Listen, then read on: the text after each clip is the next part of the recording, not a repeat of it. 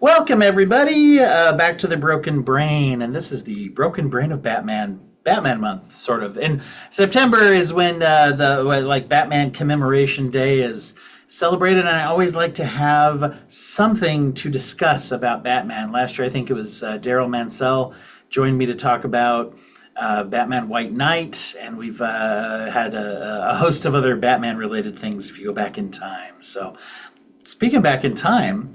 There's probably some stories about that with Batman if we look hard enough. Maybe that should be a focus next year.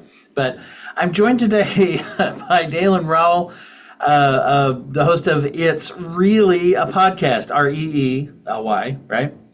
Yes, it's really a podcast, like a film reel. And I will say everybody out there should consider checking out, especially the whole podcast, but particularly we just had a fun one. I was grateful to be invited on as a guest where we talked about different literary adaptations to mainly film, some TV got thrown in there too, some stage productions too, actually, if you Oh think yeah, about we it. talked about some musicals for sure, which is super fun. But yeah, no, that episode was a blast. And as always, it's a delight to get to record with you, Dwight. So I'm very excited to talk about something else I'm very passionate about, which I'm assuming you are, since you're doing a whole series of episodes about it. Absolutely, yes, yes, and it was you had brought up kind of this idea of a way to focus on the Bat world, the Bat universe here as well by talking about some of the women of Batman, the women characters that you see in the Batman stories, and so I'm real excited to get into some of that. So we are going to, and I'll say out there for everyone, this is not going to be. It won't be. This is actually a good thing. It won't be complete or exhaustive because as we're looking into it, there are actually a lot of female characters in the Batman stories, which is Oh that's yeah. cool, right?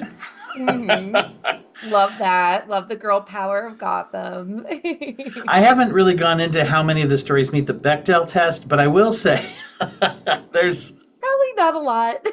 it depends how many of them are there at the same time and who they're talking to.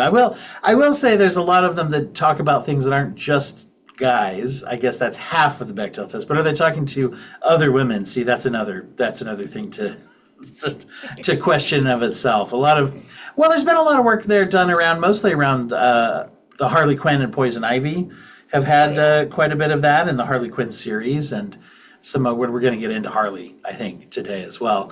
But yeah, as far as having the interactions, that's something to work on. A lot of times in the Batman shows and a lot of the comics growing up, a lot of times it's Batman and whoever else is on the frame or screen, so they're always interacting with Batman, I guess, huh? In some way, So or at least he's in the background. He's in the yeah, exactly. shadows of Gotham, or maybe he's in the shadows of their mind. There's many ways to interpret it. Well, so where would you like to start? Who do you want to start with first? Well, the thing I was gonna like kind of talk about just because I feel like it's a fun way, I guess, to start off the Yeah, go conversation for is it. that I have loved Batman as a property like ever since I was a little kid, primarily because of like the Batman animated series. I'm a 90s baby, so like, you know, that animated series like changed, the game in so many ways for me and being introduced to comics and whatnot. Hmm. And the thing is, though, while Batman himself is like, one of my top tier favorite comic book characters of all time, like, who isn't he, Hmm. for anybody, right? I was mostly drawn into the Batman world because of the women that were in it. Selena Kyle, aka Hmm. Catwoman, Poison Ivy, Harley Quinn, all of these women like leave such an indelible impact on Batman. And I think it's really fascinating to just psychologically go into how Batman has these deep relationships with women, Hmm. romantically and otherwise. Barbara Gordon, like we could go over so many of them. And Right. that's what intrigued me, even as a child, with the story for sure. It is interesting, and that's what as I was looking there, and you've got a whole kind of world of characters. That's one of the things that actually makes Batman so interesting. I don't know if there is, and I welcome anybody can at me on this one. I don't know if there is another character that comes to mind where the one character has a rogues gallery. That's even a term that when we say, we usually mean Batman villains. But, that has that many that are specific to them. You can certainly go in the DC universe and especially the Marvel universe and find a whole host of villains. But as far as like, this is a villain who is just this other... Spider-Man, I think, is up there as far as to comparison. I was gonna say, yeah, Spider-Man because out of of the those Sinister two. Six. Right, yes, you've got a lot. But as far as people that exist, and also the thing about Batman that I think is very interesting is Batman lives in the DC greater universe, which is full of all these like gods and monsters and creatures and magic and everything. And there's some of that. But if you're looking at most of the Batman storylines, it doesn't seem like it's that world, if that makes sense. Right.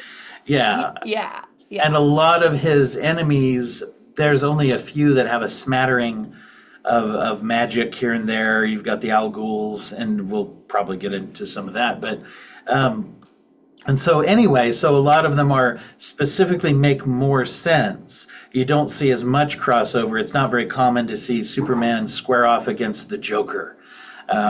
Except famously in Injustice, I guess. But whatever. But, usually you just don't see that as much. Well, especially like if it's like in outside of like the Justice League parameter. Exactly. I feel like that's definitely the case for sure. Yeah, because you still need Batman along for the ride if that's happening. Right. Right. Yeah. Right. Or in the case of on the flip side with Superman, like obviously we have begrudgingly Lex Luthor and his part to play in Batman v Superman, my least favorite comic book movie of all time, by the way. It's a good choice for least favorite, I think. Yeah, because I think it's trash, but that's for another podcast. But yeah, I feel like for sure that there's not as much cross-pollination with the villains, the rogues gallery, like when it comes to Batman. Also because like aesthetically, Batman's world is just so different than any other DC universe. Yes. It's hard to cross them.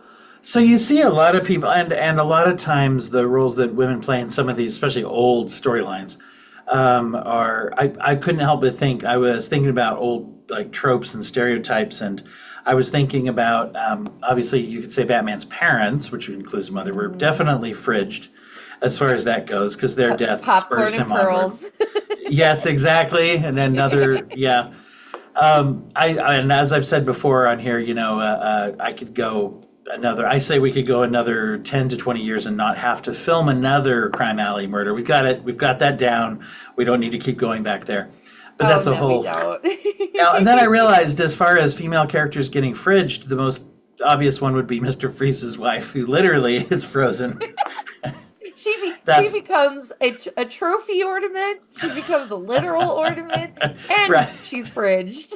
Yes, exactly. But a lot of the strength of what you're saying is that these are protagonist and antagonist characters that really get in there and really do affect the flow of the plot in the best examples of these stories well, which is very cool.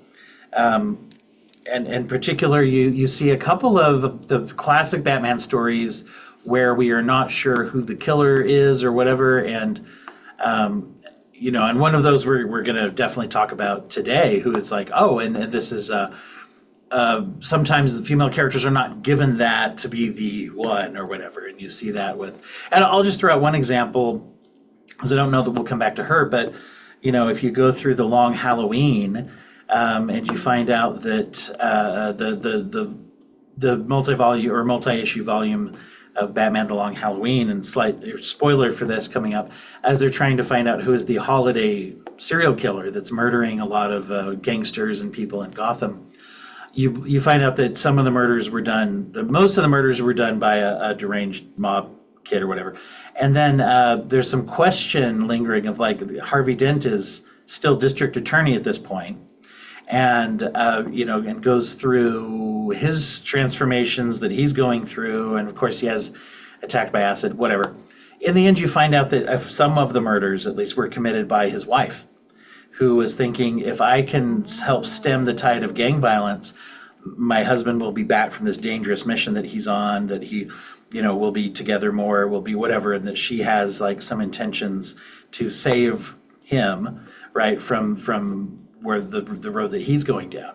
And so, and as far as I remember, I think even in volume two, the sequel to that, I don't think she ever gets caught. I think I Oh think she gets away man. with it. Anyway, Yeah, and I think that that's actually like a very common theme in Batman stories of female characters who, granted it's at different levels, like especially like when you consider like what you just said about the long Halloween, but women who do drastic measures in order to kind of take control of their lives and in many ways to control how Batman is in their lives. And I think that that's a really interesting dynamic too, for yeah, sure. and the interactions I had been looking up a list of who dated Batman, and it turns out every woman has dated Batman. Um, no, Listen, there's a lid for every pot, okay? Like and that's the way I think about it. well, and of course with comics you have to remember that there's multiple alternate storylines and things, and most commonly romantically we associate Batman with a handful of different characters, but there have been some stories where he and Wonder Woman romantically connect. There's even one Oh yeah. storyline where he and Harley Quinn have a long-term romantic relationship, and some of those things. There's even I read somewhere there was some issue that he and Lois Lane had some kind of interaction, but didn't stay together.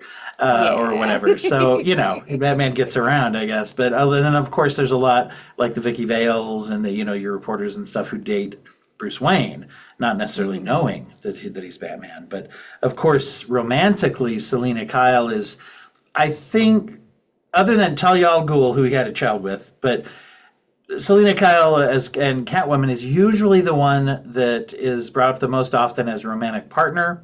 And there's been many different storylines in which they ended up being married. And in one storyline, their daughter becomes kind of the new Batman, Batwoman. As they both are in retirement, if you will. And so there's a lot. Yeah, there's a lot that revolves around the relationship with Catwoman. Oh Um, yeah, for sure. and one thing that I always think of, when I read about this all the time when I'm reading these posts and things where they say like, "Oh, look at this opposites attract" kind of thing. I don't really think of them as opposites. One of the things that when you talk about a Batman Catwoman romance, that they actually have a lot in common. They're both rule breakers. In fact, this gets me, and as a Batman fan, I get into this, and people want to argue with me about this, but Batman is fighting criminals. But I always try to remember, Batman is a criminal. He's breaking the law. He beats up cops when they try to arrest. I mean, he is not in sync with the system, even though Right. he gets cooperation from Commissioner Gordon and the Gotham PD eventually, and whatever, that there is a connection. But boy, the Dark Knight showcased this really well when it's like, hey, he was at the heyday of, okay, he's got this in with Gordon and he's helping. And then in the end, when it's like, this SWAT team's going to hurt these people, they don't know, there's no time to tell them, so I'm just going to kick their asses, and dangled them off of a building. So it's like, yeah, he's not a cop. He's, So true.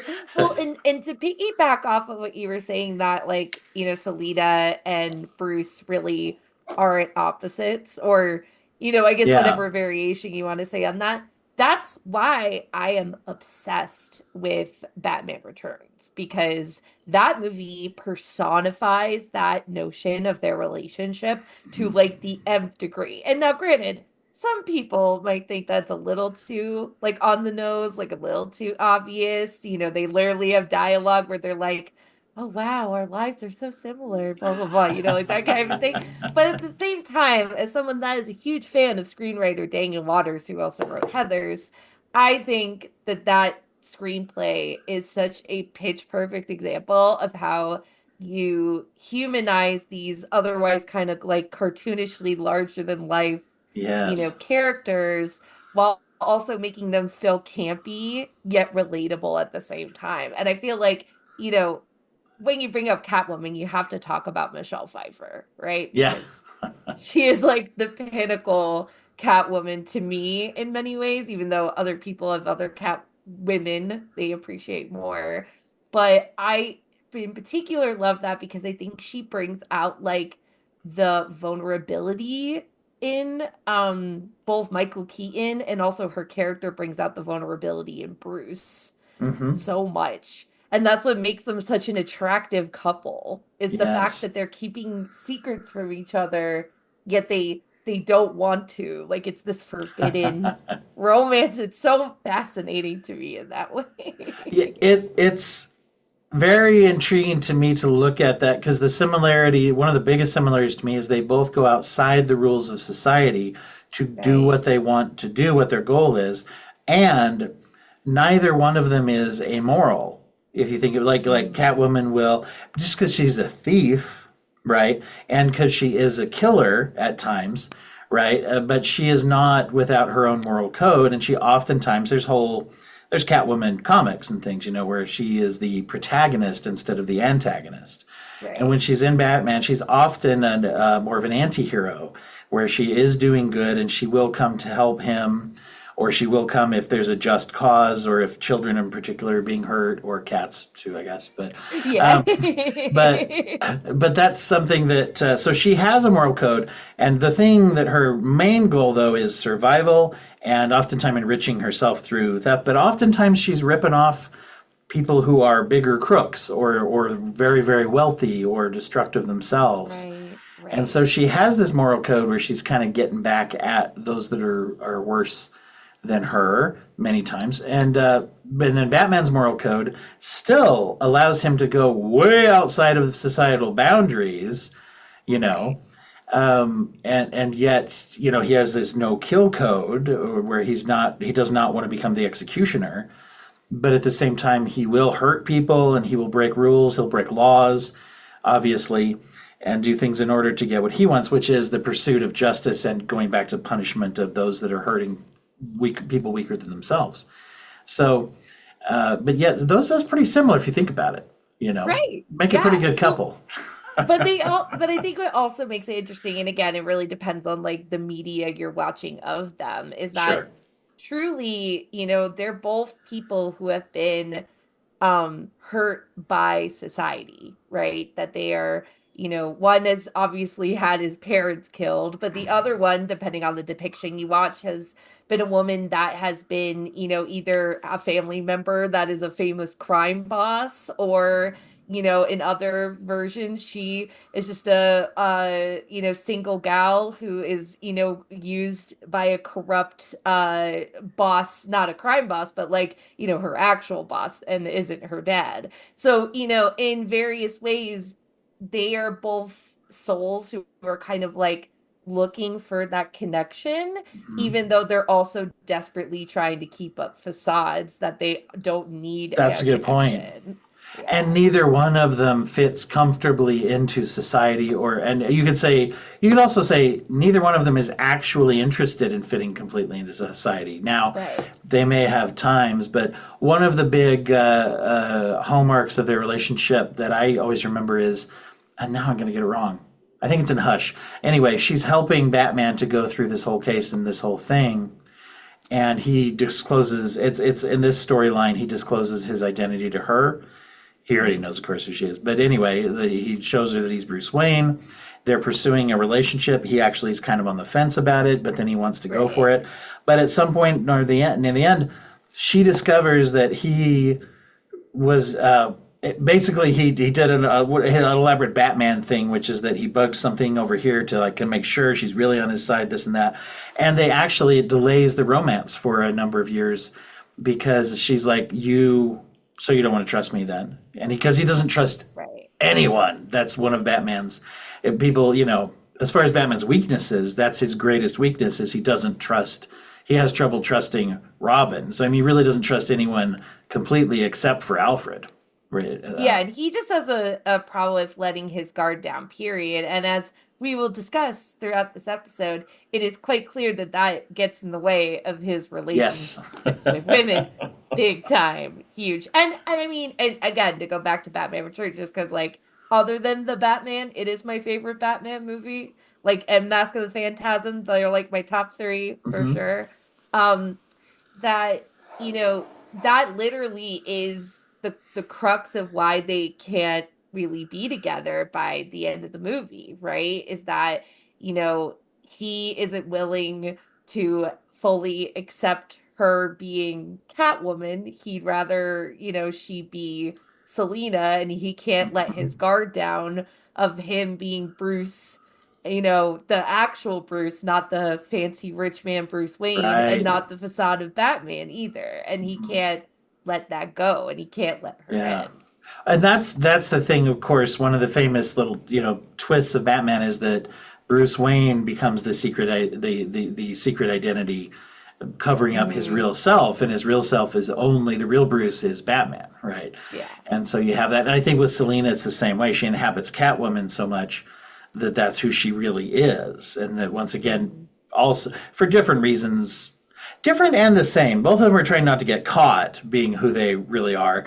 But for hers, it's crime. His is still crime, but it's for a good reason, right? People get mad when I say Batman's a criminal. They really do. It's like, yeah, but he's breaking the law technically, but he is a vigilante, you could Yeah, say. I prefer the term vigilante Sure. myself, but I yes, just I I just use it understand. mostly in this one context to show that they both, are living outside of society. It's one of the reasons why Yes, he also identifies so well with the criminal mindset is right. because he knows what it's like to have to operate outside the law. So that'd be Yeah. a better way of saying it, maybe. Not so No, I get what you inflammatory. meant. Um, and so, yeah, well, I was going to mention one of the most interesting things I saw. There was an alternate kind of timeline storyline called Batman Cat. It was Batman slash Catwoman, I believe, Hmm. and it takes place in three different time frames. It has basically the present takes place in the future after Bruce has passed away. Mm. His daughter is Batwoman patrolling the city. I believe, if I remember right, Dick Grayson, I think, might even be the commissioner. Um, Mm. and Selina is his widow. And Mm. as it turns out, and then it keeps flashing back to back when they were first sort of getting together, and then it goes back to when they were married and having their life together, and so it goes back and forth in these three timelines. But it's very interesting because it has to do with some murder that the Joker committed. In fact, it ties in with Andrea Beaumont, who we're probably going to talk about next. But the plot line is that basically Selina is sickened inside by what the Joker did some years ago, and she was in a position where she couldn't help Batman stop him, Hmm. and she has regretted that ever since. And basically, Bruce made her promise him that she would not seek justice against the Joker, that the Joker was off the playing field. He was no longer killing. He was no longer. Nobody knew where he was. We think anyway. And then after Bruce's death, she immediately, basically, goes on a trip to Florida to a retirement community where there's this old guy, old scrawny dude living there, and it turns out it is the Joker, and that he's been in hiding ever since. Oh. And he kind of, pushes against her, teases her. I mean, again, like, oh, remember those days, and remember this and that, and she kills him. So, and then Oh. it ties in within, well, what has to happen now with Batwoman? This goes back to Gotham, right? This is a very Gotham murder, and it's like pretty quickly figuring out who did this. Oh, it was my mom. Anyway, so looking at this dynamic, and it touches on. It's a little darker than some, but a Batman's already kind of dark, obviously, but this one plays Right. around with some of the stuff. But I think it brings out the nature of their relationship more, where I could totally see that, where it's like, hey, promise you won't murder the Joker. Well, you should have already killed him. I'm not gonna. I could just imagine this like this couple's conversation that they're Oh having yeah. about this. Why didn't you kill him? Well, just well, you shouldn't. Okay, I won't for now.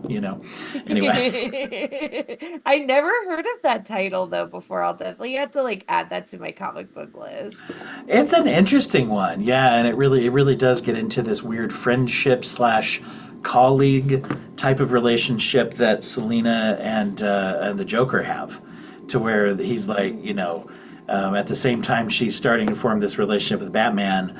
She has this, not quite friendship, but he's like a colleague, sort of, and he drops by and will give her little clues because he knows she's going to talk to Batman. And so Yeah. and how he's this just. Also, it does an interesting job of keeping the crazy manic serial killer vibe of the Joker, but also maintaining the jokey side of the Joker, which is sometimes forgotten in some of those stories too. Which, anyway, is a kind of an interesting thing.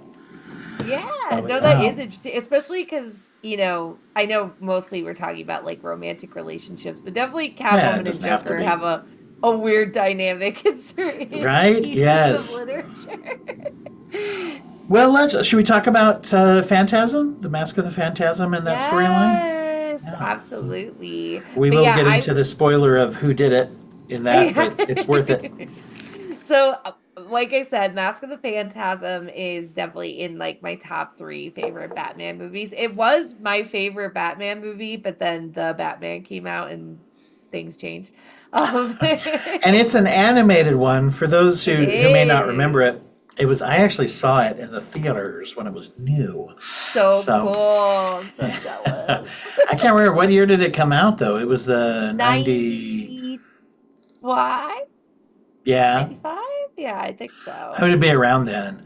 And it exists in the same. It's essentially the universe of Batman the Animated Series, which is, by the way, also one of the best on-screen representations of Batman as a TV series, Yes. I was right? gonna say, correction, it was 1993 that it All came out. right, there we Yeah, so go. I was only 3 years old. I was a wee Wow. babe. I was probably 15, I think, um, Ah, when that came yeah, out. so So you would have gotten to appreciate it a lot more than yeah, there a was a 3-year-old yeah. would. So I think right. When did you say 93? Yeah. Anyway, Yeah. but so yeah. So then this is a story that gets into, and it was interesting because they brought it into theaters, and it was a little more murder heavy than most of the episodes of the TV show. Didn't really have people get killed all that often. It would more make reference to it, but it didn't have a lot of like on-screen death, if that makes sense. But in the Yeah. movie theater, there's all these murders that start happening, right?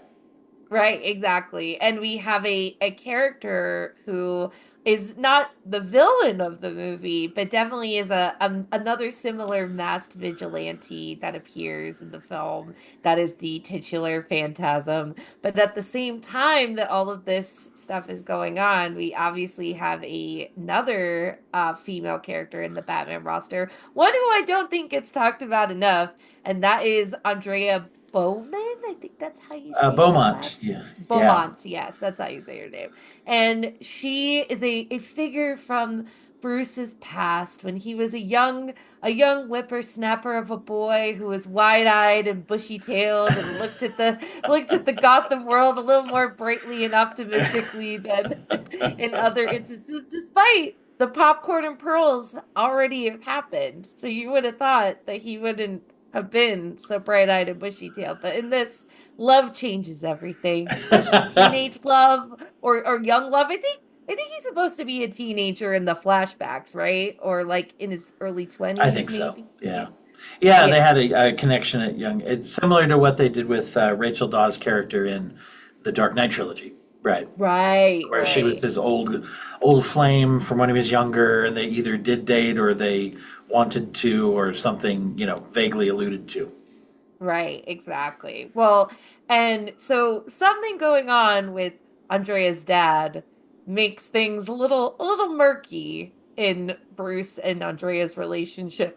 And basically, through a series of unfortunate relationship events, the two of them do not end up together, and she sort of disappears out of his life in a very traumatic way. But of course, in true Batman fashion, when somebody comes back into Batman's life, it's probably because some crime fighting shenanigans are going down. And And that's here, the, not to give yeah. away, but it's always funny when somebody shows up who's been gone a long time at the same time that some other masked figure shows up. Luckily for Batman, that not people don't usually notice that. Oliver Queen, Green Arrow, also had significant luck in that area too, where it's like, here's someone super famous that we all noticed came back, and at the same time, oh well, that's a coincidence. But so Andrea's back, and then the Phantasm shows up and starts basically bumping off gangsters, right? Right, exactly. Which makes sense if put the pieces together of how Andrea's dad fits into, the story of all of this. And the thing that I really love about her as a character is that, again, kind of in the vein that we were talking about when it came to Selena and Bruce's relationship, Andrea is also someone who has a facade, right? That she Mm-hmm. is portraying this sort of like perfect, and again, in the world of the animated series Batman, Art Deco, femme Right. fatale woman, right? And granted, obviously, when they're younger, she's a little more innocent and whatnot. But as she enters the story in her adult persona, she very much evokes that. But she also works in a not annoying what's the word I want to use? Manic pixie dream girl way. She works as a great metaphor of the life that Bruce could never have, Mm, especially in his current persona. And right. I think that theme really comes into play when you find out Andrea's true motives in this story. Right, that's right. And so you find out, and she's also one of the few. There are two ways I think she's really interesting. One is that she's one of the few rogues gallery who depends upon anonymity. She's the Phantasm Killer, obviously, is the spoiler Right, here for right. everybody out there. Yeah. But Spoiler for yeah, for a a movie that came 30-year-old out, movie. yeah, exactly. So, but also still worth a watch to kind of, even though we spoiled it for everyone as far as the killer. Anyway, but she also is relying upon a secret identity, which many of them, they just don't have. They're just whoever they are. It's like, oh, it's Oswald Cobblepot, the Penguin. Oswald the Penguin Cobblepot is how he'd be listed if he were a key grip or something on a list of credits. But and aside from the Joker, who is either known to be Jack Napier or it doesn't have a past, which is oftentimes how he is portrayed as no one knows who he is. Right. So other than that though, so she does depend on that to do her killing before Batman can catch her.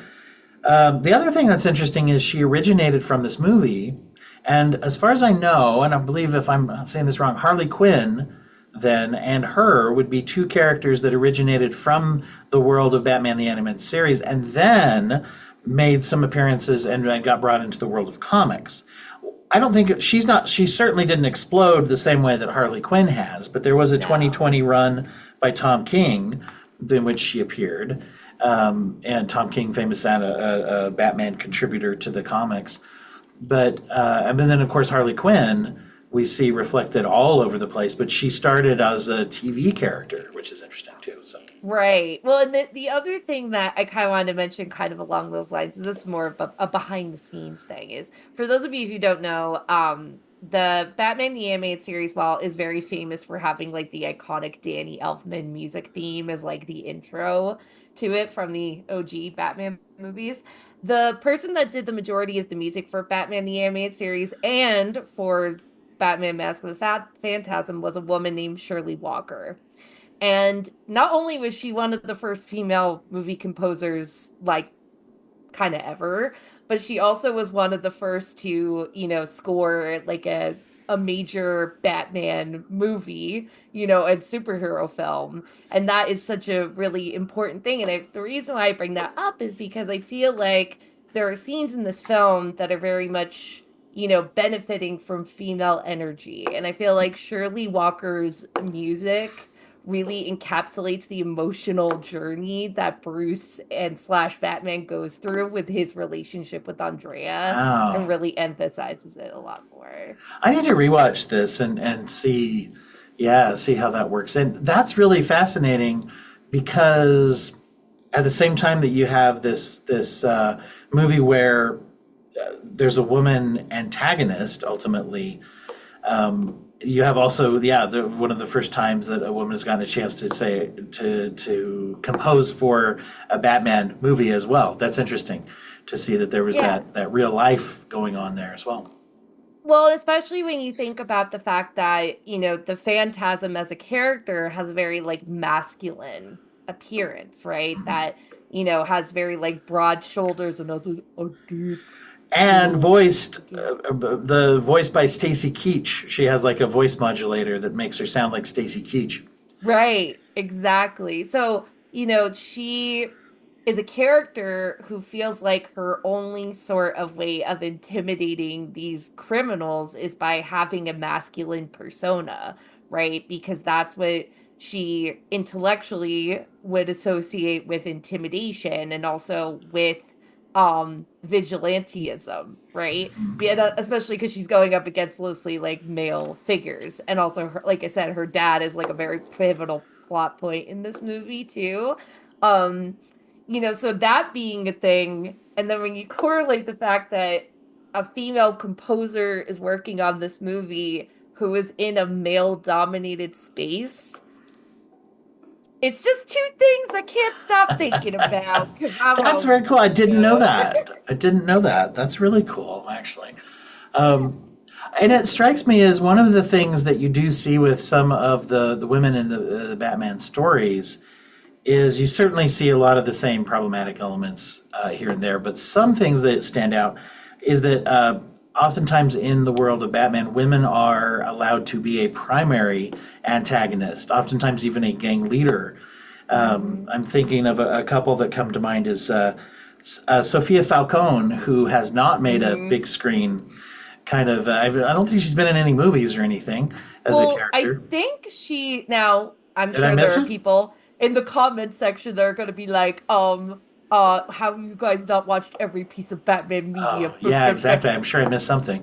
I have not watched The Penguin, but as far as I'm aware, she is the lead female She, character in I The haven't seen the Penguin. Penguin yet. Okay, Yeah. now I'm Yeah. fascinated because she's a fascinating character who appears in the Long Halloween and much more in the Long Halloween Part Two, the Yeah. sequel, which is not as good. But it's she's a really good character. She is tough and cannot be controlled by the crime family, and she pretty much is like she's very autonomous.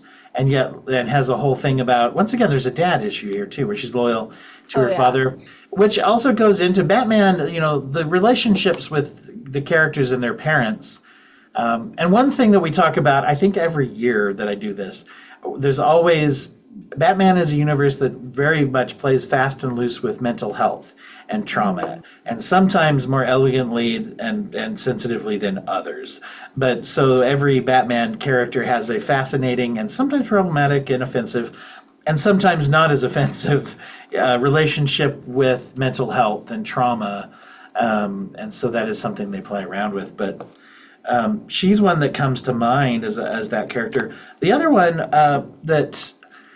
that I think is very interesting, and I got to get her real name here, but Baby Doll. For those that are familiar with Baby Doll, Oh, she does yeah. make an appearance in Batman the Animated Series a couple times. Mary Louise Doll, and she dresses up like a baby doll. As it turns out, she's a former child actor who was in a great Gotham, TV show or something when everybody. But she, as an adult, she has a rare condition where she does not show any physical signs of aging.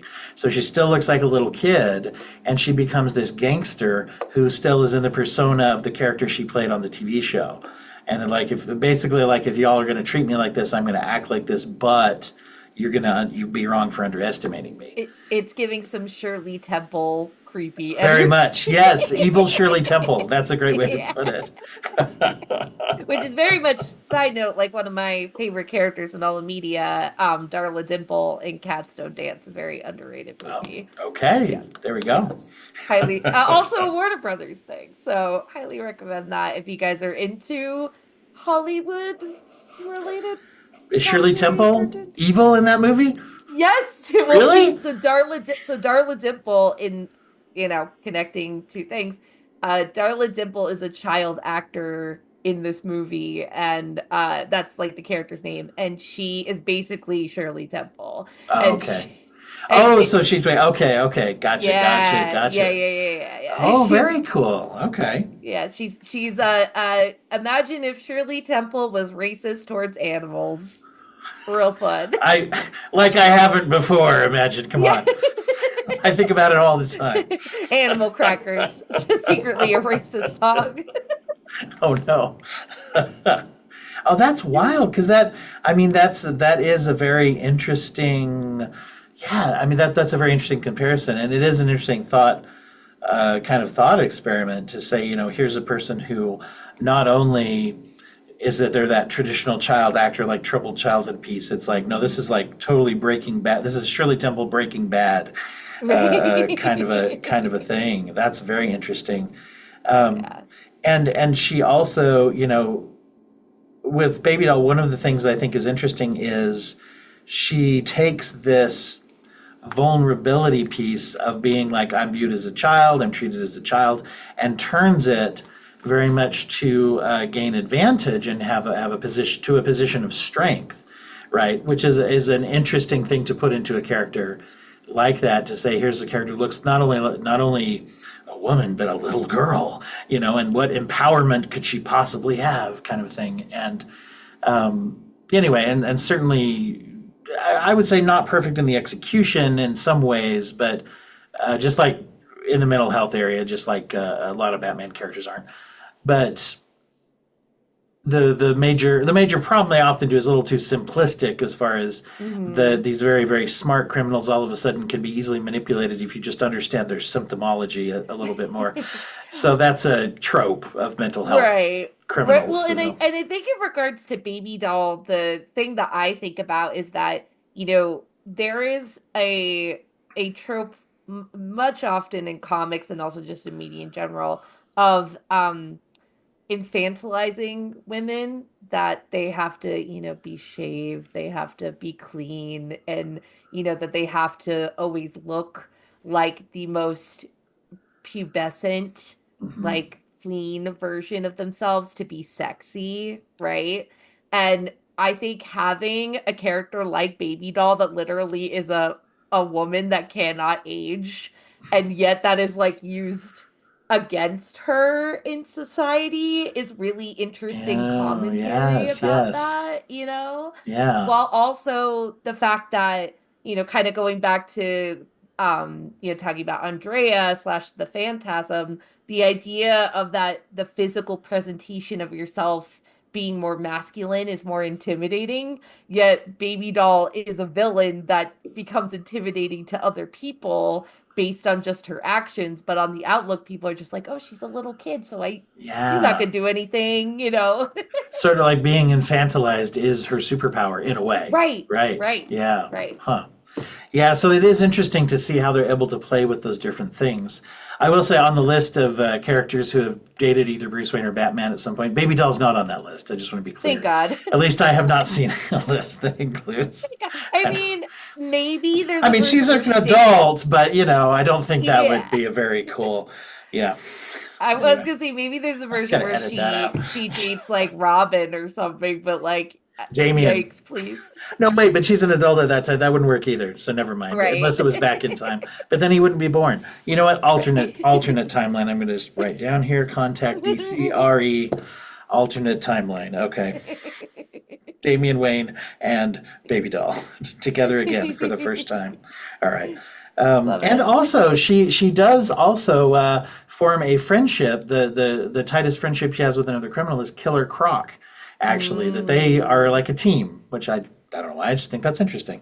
Big Well, monster Croc especially man and little girl.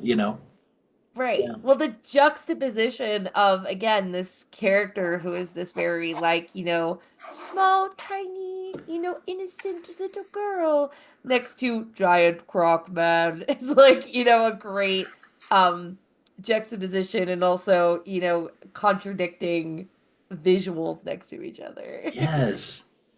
Well, should we talk about Harley for a minute? Yeah, of Because that's a fascinating, course. speaking of tropes, problematic, redemptive, yada yada. Speaking of all that, right? Harley Quinn is a great example. Her backstory is that she's actually a psychiatrist who worked at Arkham Hmm. Asylum, who fell in love with a particular Quinzel. one of the inmates. Yes, yeah, Yes. well, Harleen Quinzel. This is Harley another. Quinzel. This is always fun. I've actually enjoyed seeing that the MCU has incorporated some jokes about people's names being kind of crazy, right? Because it's like, wow, that was a coincidence. Your name was what? Your name was what? Harleen Quinn's never heard either of those names, surname or Christian. First or last name before that. Never heard that before, and then you're a Harley Quinn. Wow. Okay. I guess it was meant to be, Shock. right? So, but she falls for the Joker, who's one of her patients, and this is where I find the character's really interesting because from my own, watching of that story in Batman the Animated Series, it was more of a Bonnie and Clyde vibe. And Mhm. then it went into other iterations where you saw the Suicide Squad, and then also she started being used in some of the comics and things, and they went more into the sort of like toxic, abusive, controlling relationship that you'd have to have with the Joker. The animated series, once again, it kind of goes back to where the Joker was still scary-ish, but also was this laughing funny, and that once again, I really remember it as being the original vibe as just being like this. It didn't really showcase other than he was kind of a jerk or whatever. It would the abusive nature of the relationship that then got really played up, and that was when you started to get kind of a different vibe that people were having with the character of like, who is this character, and everybody wants to dress up as her at Halloween, and then you see like the evolution to the more modern representation of Harley Quinn, which is a more empowered post breakup with the Joker Mhm. kind of figure with that kind of a thing, and in the animated series and some of the comics of also having a relationship with Poison Ivy, and in some cases, and other stories, that have highlighted different parts of her. I mentioned the White Knight series, in which she actually comes up with medications that temporarily cure the Joker's mental illness conditions, the mental illness parts of his personality. It goes back, which was one of the only stories I remember where it goes back to her psychiatric roots, right? To where it's like, oh Mm. yeah, she's a brilliant psychiatrist as well, and so you have that. Anyway, so there's been this whole arc of Harley, and Yeah. then yeah, what are some of your Harley thoughts? Well, the thing first of all is that like Harley was probably like my first love when I was a kid in terms of Batman characters. Like, obviously watching her in Batman the Animated Series was like a huge, like awakening moment of like female characters can be like this. They can be like this crazy and everything. She definitely stuck out a lot to me, and also because Tara Strong like did a very Hmm. iconic, vocal Sure, portrayal of her that's Mr. still J. being Mr. J.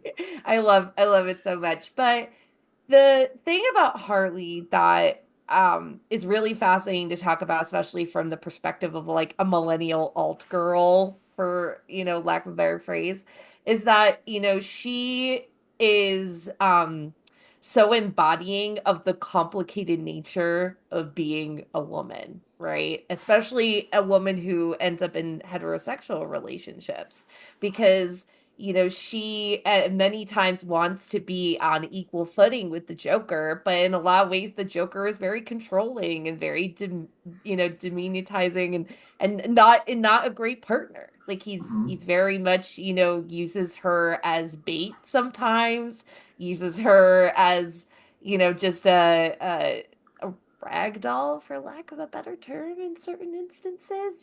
Just some really problematic stuff that's In not fact, great. in the story, going back to the White Knight, which is it's a very interesting volume, but when he first it's a whole thing where he starts having this reaction to this medication where he's not insane anymore, basically, Right. and then of course there's always the question, was he ever? And it's interesting how they play with that. Not It's not my favorite kind of storyline there, but anyway, the point that I'm trying to get to, before I tangent myself to death, is that he finds he's approached by, air quotes around the microphone here, Harley, right? And she's coming on to him being like, "Oh, how could you abandon what we used to do and let's murder everyone or whatever?"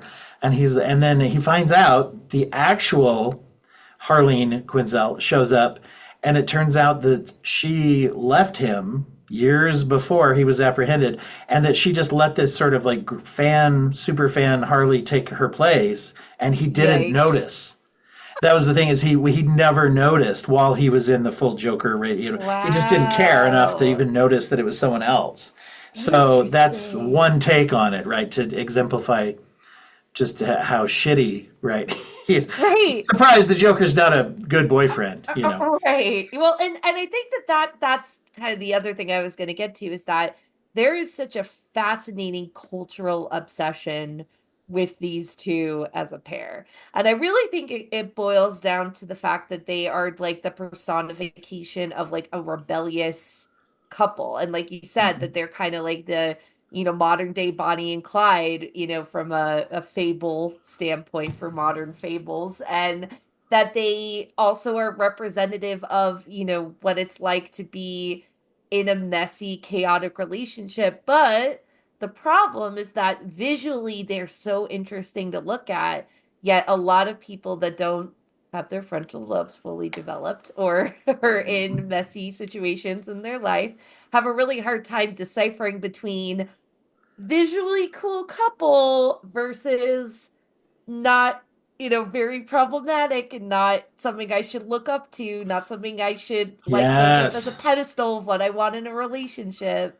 That's the best, what you just did there. That's the best description I've heard of the problematic nature of those characters, because, there's people go back and forth and say this shouldn't, this is a terrible character, they shouldn't even be in the combo, whatever, blah, blah, blah. And then you've got other people on the other side that are like, yeah, this would be a toxic relationship. This would be an abuse. Of course it would be. And do we Yeah. not depict abusive relationships in stories? This is a story, and that is something that happens. And so, of course, if these two got together, it would be toxic and all this. And ultimately, in the storytelling vein, it allows for the rebirth and everything of it. But you have that back and forth. And I think you just summed up the tricky nature of this, actually, is to say, how do you do it? It's like you once again, you can argue they're not glamorizing it. These are two awful. They're murderers. They both have all these problems, and of course they're not healthy. But you just hit it, which is, but they're cool looking. Right, right. And I Especially think her, where we don't even remember sometimes that she's also a murderer. right, right. Yeah. Well, and I think that there's something to be said about the fact that when the initial Suicide Squad movie, not the James Gunn one, the OG one, came out, there was such a pandemonium for people to be them for Halloween and also cosplay as them at conventions. And I think that's because aesthetically they do look really cool. And there's, you know, say what you will about the quality of that movie, but David Ayers and the team really knocked it out of the park with how like visually fascinating those two look, despite how cringy also Jared Leto is as the Joker in that movie. But that's neither here nor there. You could have even ended But the sentence at the word is, right, how cringy Jared Leto right, is. But yes, no, exactly. Yeah. yeah. And I think at the same time, the other thing that I always take away from the the the fascinating, dichotomy of those two is that I feel like there are a lot of people that romanticize them because they feel like they are on the outskirts of society and they look at their relationship from a purely visual, one sentence description and it's like, that's what I want. I want a Mhm. villain man who turns me so crazy I fall in love with him, but they don't realize the ramifications of that. And, granted, you could say that's because of like, you know, not to call out my white people, but I'm just saying a lot of it is white trash culture that loves them, okay? Like Sure. No, and you had that, and I think that's one of the things you've seen with the whole thing with Joker and some of right. how, some of the movement. And I know a lot of people love that movie. That's, it's not my thing, whatever. No. This is not a slam at people out there who like the Joker as a movie. But I think undoubtedly we can say that depicted in the movie, and there are definitely real life people who are a little bit more in some of the manosphere incel Incel, movement yeah. who Yeah. identify with that character and are like sort of, it's weird when you see a movie where it's like, oh look, people in the movie are being like, oh, we like him and we're all messed up. So in real life, let me be like those people.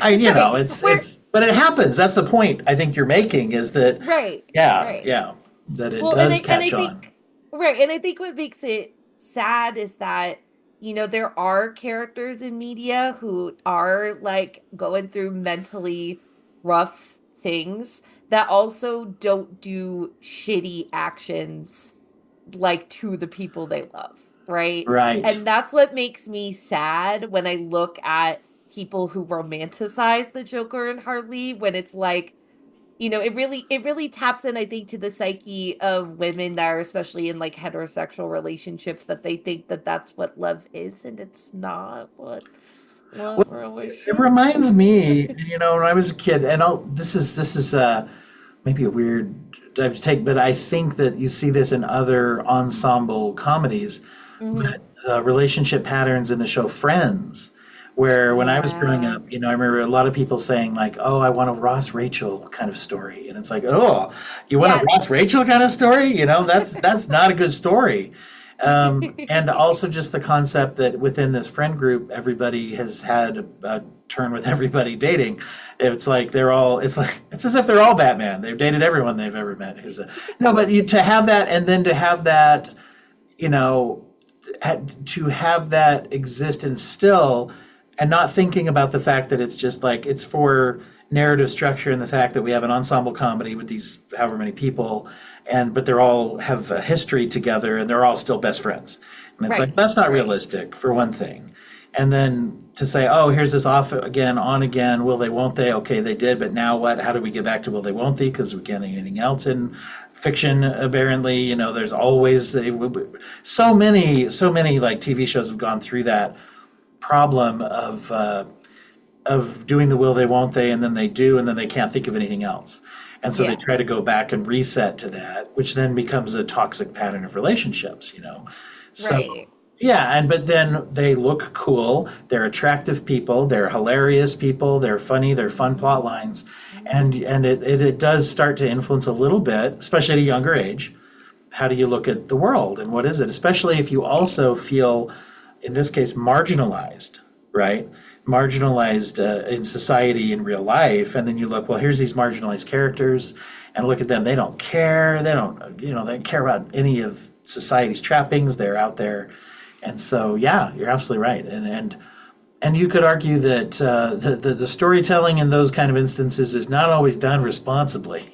No, it's not. Well, and the thing I was gonna say, like kind of to relate to it in the way you did with Friends, is that for me, my version of that I always think of, other than Joker and Harley, is Edward and Bella from Twilight, because those two, and even Jacob, the three of them are, to a generation of women and beyond, held up to such a pedestal of what is considered like romantic and sexy and all these things.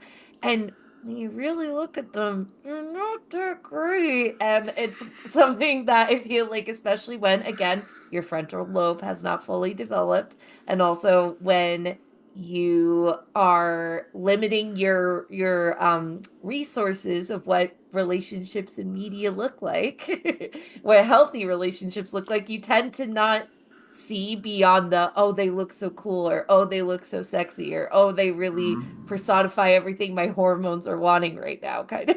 Right, right. Yeah. No, it's an interesting thing, and the evolution of these things. One of the things that happens is, as you have more storytelling within a world, one of the things that can happen in the best cases is that the more storytelling that you have, it corrects some of the things of the past storytelling. Right, I mean, right. take for example Rogue One, the movie. the Star Wars movie, they actually used a plot point that was a plot hole from Star Wars: A New Hope that people for years and years made fun of, which is, why is there a hole in the middle of the Death Star that you can blow up the entire Death Star? That's kind of stupid. They should have covered that Right. up.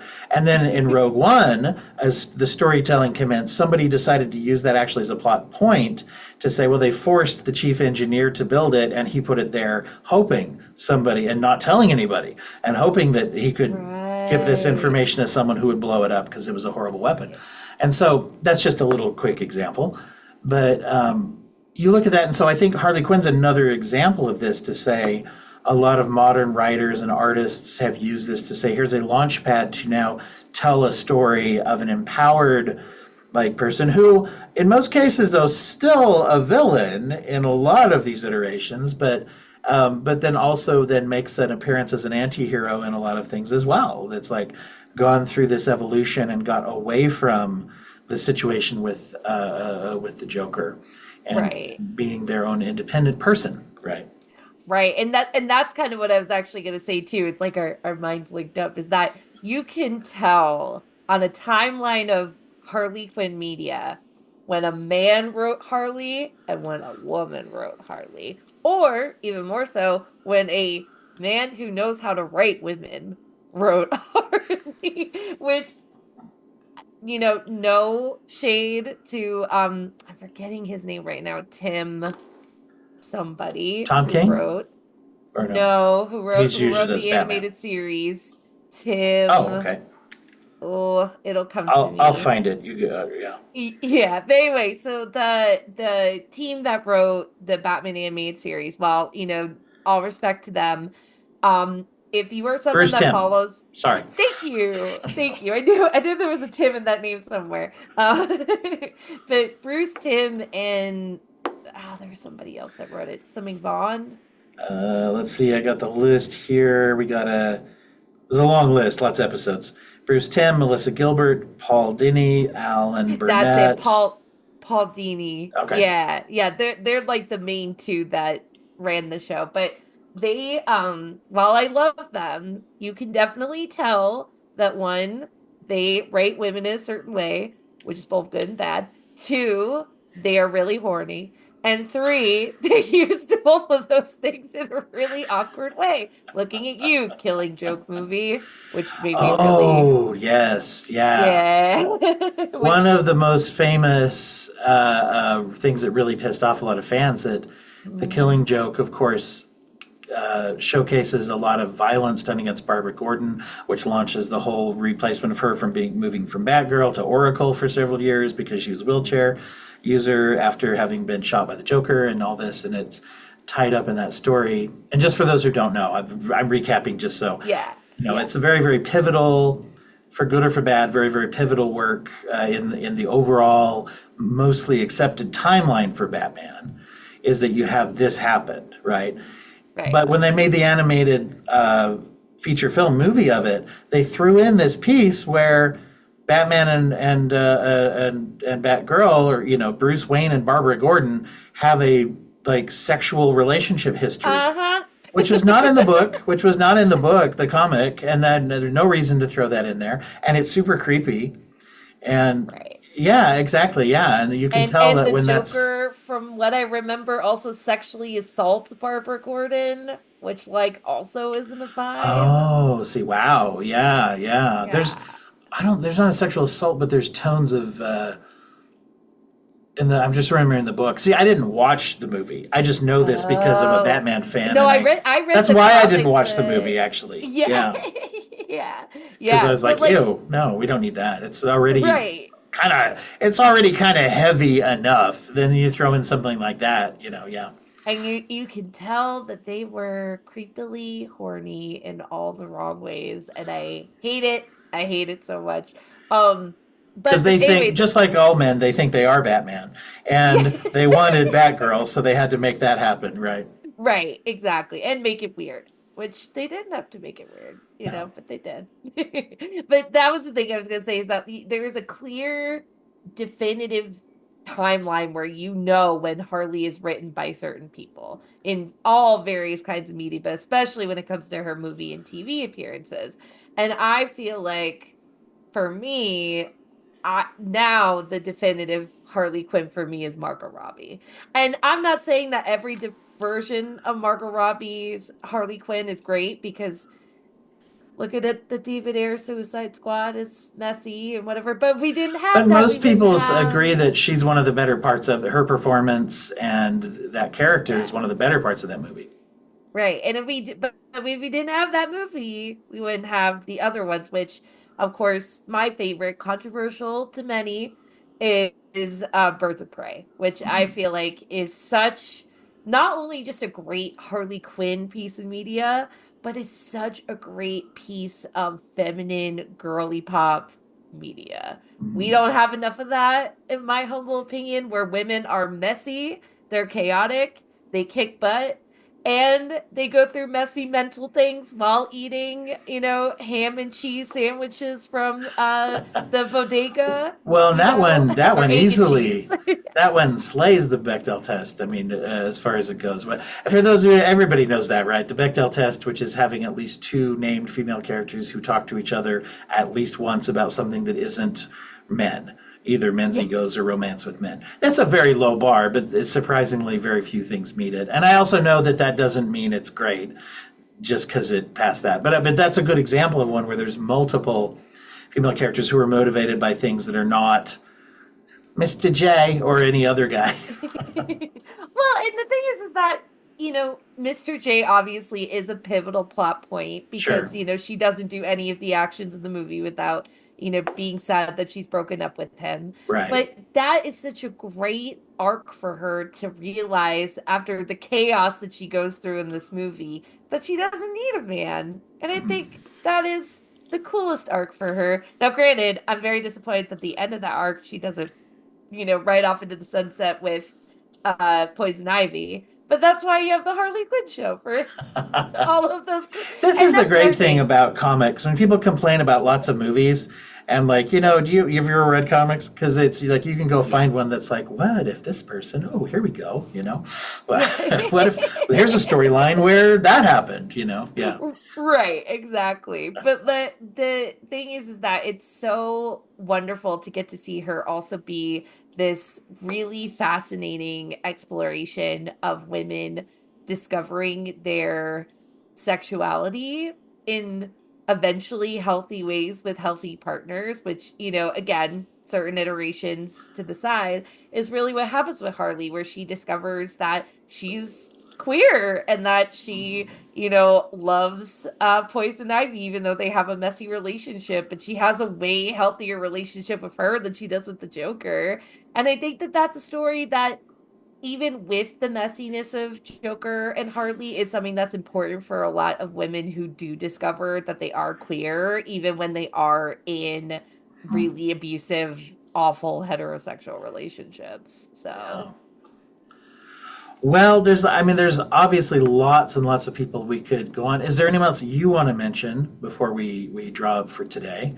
Well, I mean, obviously, Poison Ivy is probably my favorite villainous Batgirl, other than the other ones we've mentioned. And I just got to give a Yeah, let's talk special about shout it. out to the campy classic that is Batman and Robin from Uma 1998. Thurman's Poison Ivy. Yes, yes. Because not only was that like a huge part of my Batman fandom, because it came out when I was like 7 or 8. So Sure. I was the prime target audience for this movie and all of its flaws. But this is another example of kind of a classic comic book trope of like the nerdy character, whether they be female or male, getting pushed into like the vat of acid or the evil, in this case, evil toxic plant What's stew. Jamie Foxx's line on Spider-Man: No Way Home, where he's talking Right. to the Sandman, Yeah. and he's like, "Yeah, you got to watch what you fall into, man." Yeah, exactly. Exactly. And in these cases it's eels, but Right? it's Eels, a weird sand nuclear machine, whatever it was. Yeah, exactly. right, exactly. But when it comes to Poison Ivy, she in that movie, she is very much like Selena Kyle in Batman Returns, pushed in by a powerful, in that case, crazy man who doesn't want her to unveil like his icky truths to the world, right? And granted, I'm not saying that like Poison Ivy goes through the greatest arc in that movie. I'm not gonna say that it's Academy Award winning or anything, but God, is she fun. Man, is she sexy. Man, is she just like everything I want in a villainous campy girl. Like, I I just think adore her. I think people forget that you had those ones with what was the Val Kilmer one? Was that Batman? Uh, Batman Forever. Batman Forever. Batman Forever and Yes. Batman and Robin, both to me, when you watch those, uh, people like to look back now that we have a different, more grounded, gritty Batman alternatives. You look back at that and it's like, well, what did they look the most like? They looked like they were obviously drawing from the old 1960s Batman TV show and movie, Oh the yeah. more, which was actually existent in the comics at a certain age as well, which was just the flashy, flamboyant, colorful, goofy villains kind of things, that and a lot of goofiness and stuff like that. And they're very consistent to that goal. Right. If you watch them through that lens, understand what they're going for. I think they are much more enjoyable than if you're like, what Well, the hell is this? Which internet culture unfortunately trains people to engage with media already feeling like, what the hell is this? Before they even watch it. And so we're going to grudge watch everything. yeah. Well, and I think if you realize that those movies are being made by a gay man, you absolutely understand them on a completely different level because Joel Schumacher was the gayest and he made his movies proudly in the gayest way possible, but also to sell toys, at the same time. So we love a king that was a multitasker, right? you know but I think the thing that I take away from those movies, even though they're not great movies, but they are Right. really again important iconography in the Batman space, and definitely the women in those movies, while they are certainly not perfect. I'm looking at you, Nicole Kidman, and Batman Forever. I think that they still have an indelible effect on Batman's history and legacy and just pop culture in general. So that's why I love Batman. I love the women, I love the chaos, I love the camp, I love the gothic nature. I love it Yeah. all.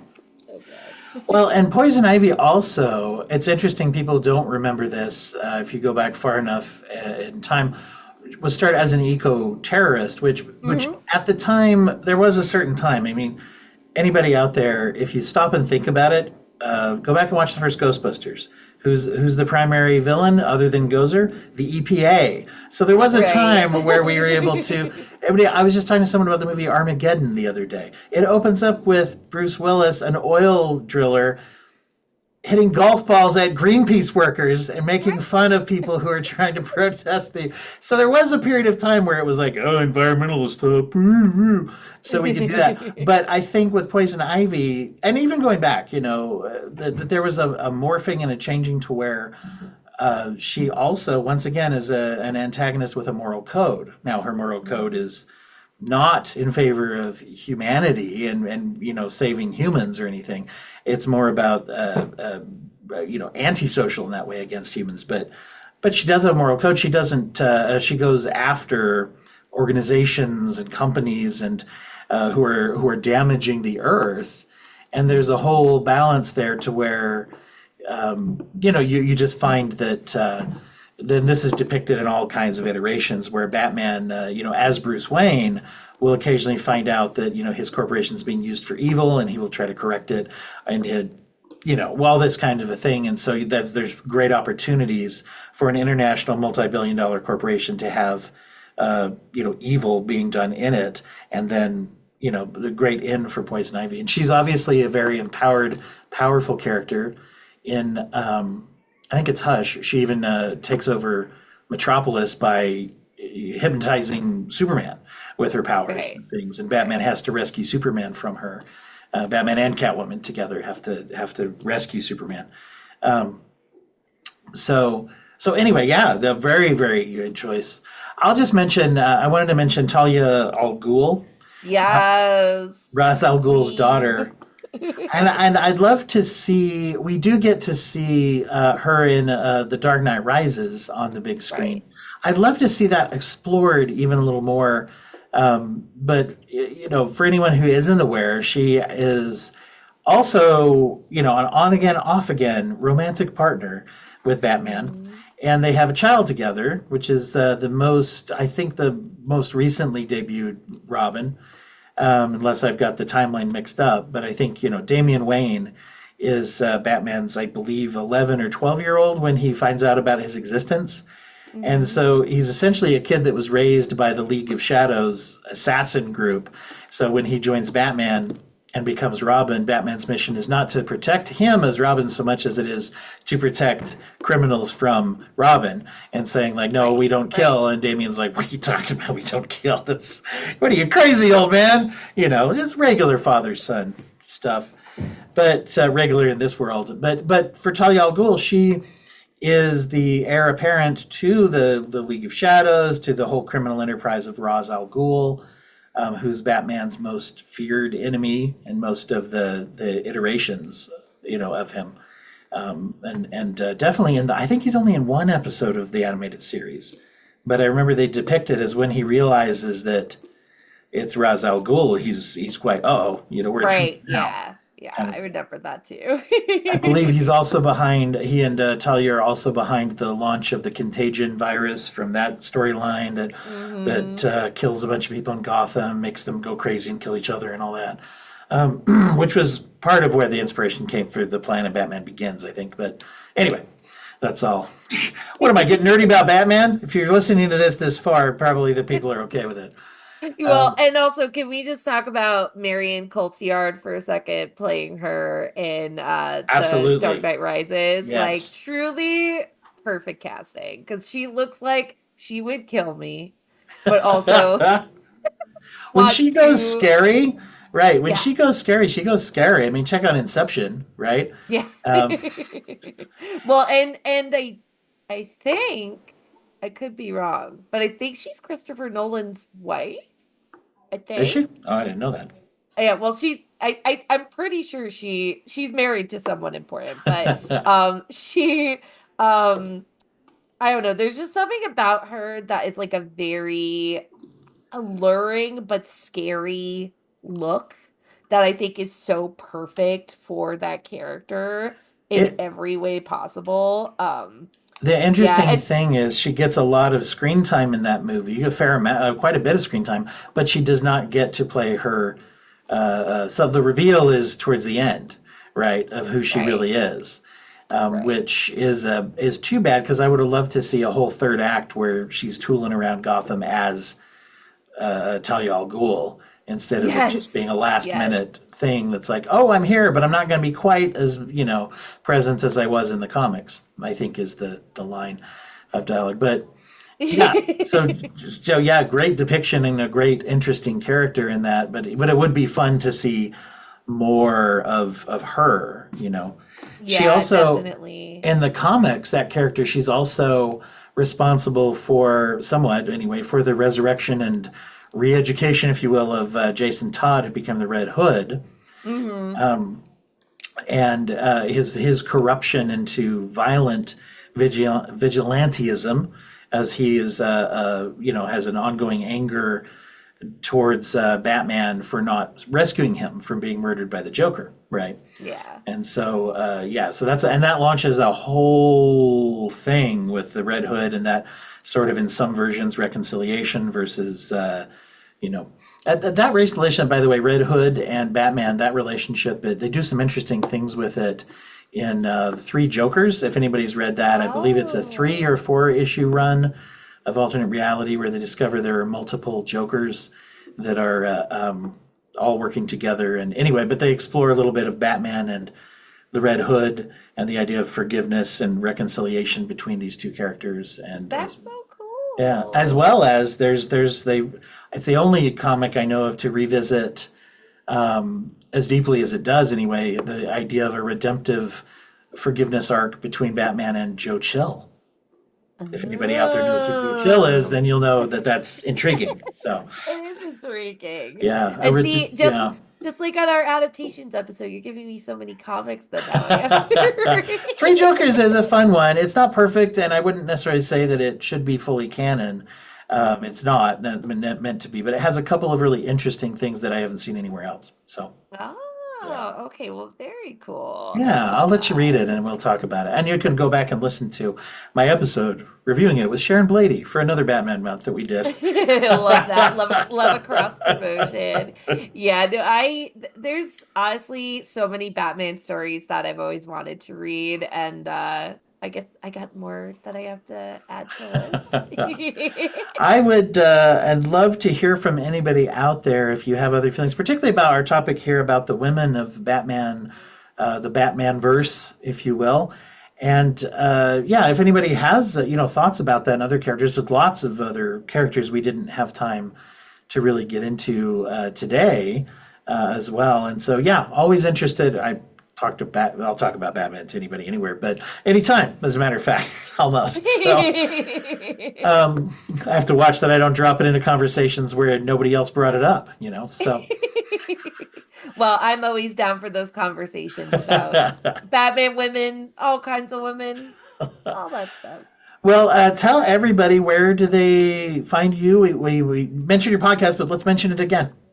Yeah, so my podcast is called It's Really a Podcast, where we talk about all the things in pop culture that are just currently at the forefront of my brain. Our most recent episode that I did with Mr. Dwight here is about adaptations of classic literature. You can find it on Podbean, but also on YouTube and soon to be other platforms. And then the other fun little thing I'll plug is that I'm doing a new sort of like side project mini series that's part of It's Really a Podcast called Miscast Mysteries, where I talk about movies that are terribly miscast and how I would have improved them. That's so fun. Yeah, that's a really fun one. I hope that I get an invite for that one. Anyway, Oh, yes. fish. I'm just fishing. Just I'm just fishing there for.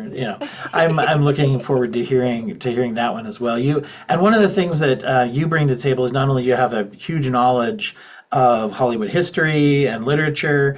It makes it stand out from a lot of other movie shows, but also you have a lot of the things that you showcase. Like I love the way that you brought information about like Phantom of the Opera and Beauty and the Beast, Jekyll and Hyde, some of these classic stories that have been told over and over and over, and you have such a wealth of information about all the different iterations too, and I just think that makes it very interesting to hear your work. Well, listen, I gotta put that neurodivergent special interest to work. Okay, I gotta use it to make some money somehow. But no, seriously, I love getting to talk to you, Dwight. So thank you so much for having me on here. Thank you for being here as well as always. Oh, well, let me plug real quick our charity of focus for the month, as we're coming up at the end of September here, is probably the last chance I get to plug it, which is Akshaya Patra, which is a non-governmental organization, a nonprofit that's based in India. And if you go to akshayapatra.org, which is AKSHAYAPATRA, or just read the show notes if you want the spelling. And they are an organization that provides hot meals to children that are enrolled in school to both incentivize kids to come to school, provide them nutrients that they may not be getting other places. They may not be getting a full meal in some of the areas that they target in the neighborhoods, and also because it helps people learn. So and then shouldn't we get a lunch when we're at school? I mean, And I think maybe that's not a radical position. Hopefully, and I think Batman would love all of that. I he think he would would. be very pro all of that. You know what? The Wayne Foundation would donate to this Yes. organization. They do, they do that all the time in the books. So yeah, so anybody who's doing that, and also if you do become a patron of the Broken Brain at patreon.com/brokenbrain, then you will get some of obviously our bonus materials, but 50% of your donation will go to the charity of focus in the month in which you joined. So in other words, if you donate today, then 50% of your donation will go to Akshaya Patra every month for the duration of your membership in the patron. So, and then and let me little quick preview too for October and November. We're actually going to have the same charity They're because they're doing an event for fundraising. It's the Because organization, which if you've listened to the show, you may have heard a couple times their CEO and founder, Marcia Holt, has come on to talk about their organization. They help people who were formerly being in a trafficking situation. So survivors who are not in that situation anymore, oftentimes there's no services to help them get into society, to figure out how to solve their educational needs, vocational needs, and health needs, just all those kinds of things. And they're there to help. They do a great job. So for October and November, they'll be our charity focus because they are doing a virtual walkathon where you can either walk or run and pledge amounts just the same as you would at a live event. But it is a virtual event that you can participate in from anywhere in the world through the website at any time throughout those 2 months. So we're going to be talking about that. It's a great organization. So, well, Ellen, thank you so much. Once again, always a pleasure to record with you. Yes, it's awesome, Dwight. And definitely also, just as this extra plug, listen to our And With an E podcast. That's right. A lot of those you'll find in our feed here, and we will. And you get them first. Patrons get them first, and before they come out here as well. So, Yes. all right.